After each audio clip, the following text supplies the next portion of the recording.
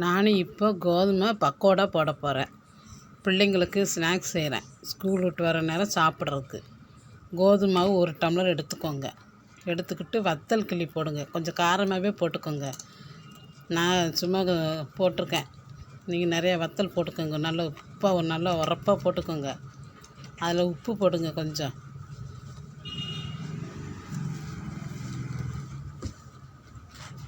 இதே போல் ராகி மாவுலேயும் போடலாம். ராகி மாவுலேயும் இப்படி ராகி மாவு வாங்கி வெங்காயம், பச்சை மிளகாய், வெங்காயம், வத்தல், முருங்கை இலை இதெல்லாம் போட்டு சுடலாம். நல்லாயிருக்கும் ராகி பக்கோடா. நான் கோதுமை பக்கோடா போடுவேன். இப்போ பாருங்கள், அந்த மாவு பிணைஞ்சி வச்சுருக்கு பாருங்கள். முருங்கை இலை, வெங்காயம், வத்தல், உப்பு போட்டு எல்லாம் பிணைஞ்சி வச்சுருக்கேன். போட்டிருக்கேன். அப்படி சும்மா அள்ளி போடுங்க. போட்டுட்டு நல்லா பொன்னிறமாக அள்ளி வச்சுருக்கேன். இந்த வச்சுட்டேன்னா எப்படி இருக்குது பாருங்கள். சூப்பராக இருக்கா?